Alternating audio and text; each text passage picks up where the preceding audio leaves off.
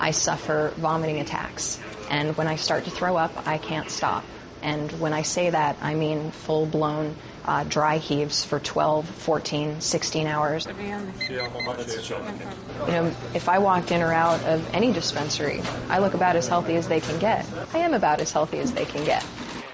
But every once in a while, I'll go into a cycle that's almost killed me several times in my life. And this is the only thing that I've found that can prevent me from having to go to the hospital. We've been a few years since we've approved medicines on the basis of anecdotes. That is a fool's game. I understand there are a lot of people who find all kinds of things helpful to them, and they can present very compelling testimonies, but this is not science. The controversy over dispensaries is nothing compared to the controversy over growers. When the 1996 referendum was passed, politicians ran a mile, refusing to set statewide regulations on how medical marijuana should be grown. It's been left to local governments to work out what is and isn't legal. 14 years on, communities are still arguing about it. And we sent that letter to every member of Congress and even to the White House. I think we got one response back from one of them. It's still an issue they want to ignore. You aren't doing it in Mendocino County. How is the state going to regulate this? The old hippies of Mendocino County are absolutely not the problem. On a Friday night in Mendocino County, dozens of cannabis growers have come to a town hall meeting with the county supervisors. Many are trying to grow marijuana legally for medical use, but they're not happy with the rules the county has set. One of the 23 hoops that you have to jump through requires 5 acres of land, and I live on 4.2 acres. That means that my collective of 10 is reduced to 2.5 plants per person. I'm very sorry if your 4.22 acres, Pebbles, isn't the correct size to fall within the law. Then you... The man caught in the middle is the elected sheriff, Tom Allman, a one-time warrior in the war on drugs. Unfortunately, from the start in 1996 of Prop 215, there's always been a huge gray area in the law. The simple principle of medical marijuana has become a legal minefield for enforcement. I started in law enforcement where if you had an ounce of marijuana, you went to jail. So now if you have an ounce of marijuana, in Mendocino County, if you have an ounce of marijuana, my deputies wouldn't give you a second look. I mean, if somebody told me that there were 6 plants growing across the street right now, I probably wouldn't get up out of my chair and walk over there, because even if we went over there, and even if the person said, yes, I'm growing this illegally and I'm going to sell all of it, it wouldn't go anywhere in court. The courts would say, we're not going to prosecute 6 plants. Did we find the gun?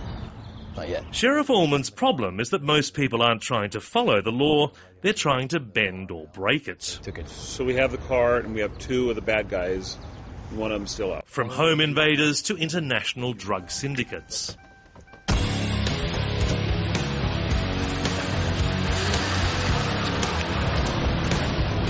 Their job is to try to eradicate the big players while regulating the small ones. A short drive with Deputy C.J. Denton shows how prevalent marijuana is. Yeah, right there, see? That's a new plantation? Yeah. I see 9 or 10 plants there, and that looks about half of the garden. Young growers have flocked here from all over America, many on the assumption that anything goes. And everyone claims they're only growing it for medicine. You contact young people and, they'll be 18 or 19 and they'll have a medical card. They say they got a bad back. I always say, yeah, me too. Some people, they don't even research the law. They just say, oh, well, I thought it was legal. So everything's in these pots. But unless you're a legal expert, it can be hard to know what's allowed. Every county has different laws, and they're constantly changing. So these are the police photos from the raid. Eugene Denson, an ex-hippie turned attorney, travels from county to county defending would-be medical growers charged with commercial cultivation. Now, how can we tell that these are seedlings rather than clones? The 1996 referendum has kept lawyers like him busy. Another trimmer. The bill is very short and very simple. Like all of the major good things of mankind, the Golden Rule, the Bill of Rights, the Ten Commandments, short and sweet. But it means that it leaves a lot open to be filled in, interpretation and those sort of things. We were actually only running at about 800 plants, I believe. So very frequently, I find clients who are completely compliant with the law, who are nevertheless charged with felonies. So what thoughts do you have as the referendum approaches for legalizing marijuana overall? I'll never be out of work. That's my thoughts. I'd love to have some state legislators, some state senators who really and truly have the intestinal fortitude to say, this is what's right and this is what's wrong. Because the laws we have right now say neither. They say, well, this is how we feel, and this is what should happen. Well, I don't go to a philosophy job. I enforce the law, and I don't want to enforce philosophy. If the experience of medical marijuana is anything to go by, regulating commercial growing would be a brave leap into the unknown. But this is a pioneering state in a country founded as a great experiment. In November, California will decide whether to take it even further, creating an unalienable right to life, liberty, and the pursuit of cannabis.